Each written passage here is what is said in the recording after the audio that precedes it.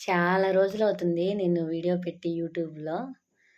అంతకుముందు నేను మెల్లిగా కొంచెం కొంచెం అలా వీడియోలు పెడతా ఉండేదాన్ని కానీ, ఎందుకో తర్వాత ఇంక కొంచెం మానేశాను. మళ్ళీ ఈ మధ్య కొంచెం మా అంగన్వాడీ గురించి చాలామందికి తెలీదు.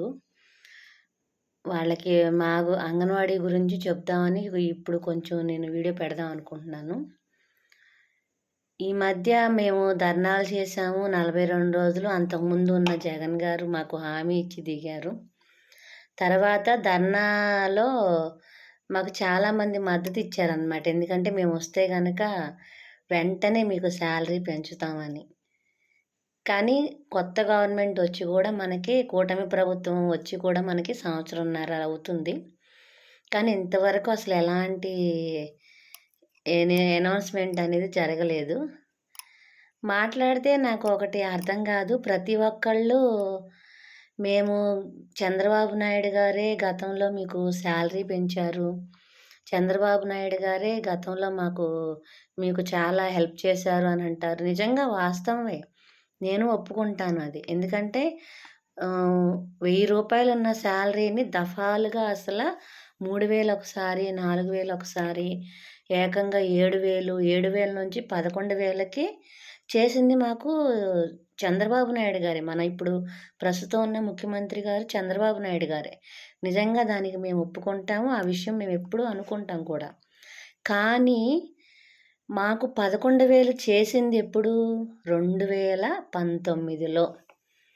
అవునా? 2019 నుండి మళ్ళీ అంతకుముందున్న ప్రభుత్వం ఏంటంటే ఒక 500 పెంచారు.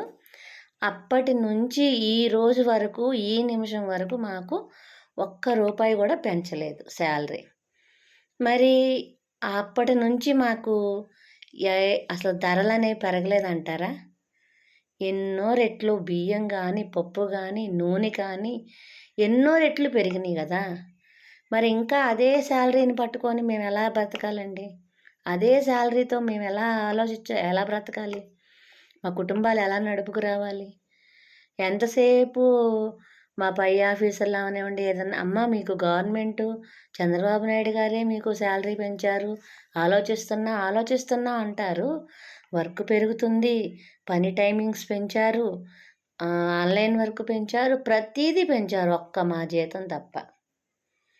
ఎందుకని ఇంత చిన్న చూపు? ఎన్నో ఏళ్ల నుంచి 25 ఏళ్ళు మేమంటే ప్రస్తుతానికి 25 ఏళ్ల నుంచి చేస్తున్నాం. మాకంటే ముందు నుంచి చేసేవాళ్ళు ఉన్నారు. అదేమంటే మీకు చదువు తక్కువ కానీ అంటారు, చదువు తక్కువ అంటారు. కానీ మేము చేసే వర్క్ ఏ ఒక్క ఆఫీసర్‌కి లేదు. ఈవెన్ కలెక్టర్ గారికి కూడా మేము చేసేంత ఆన్‌లైన్ వర్క్ కానీ, రిజిస్టర్లు కానీ, నాలెడ్జ్ కానీ లేదు.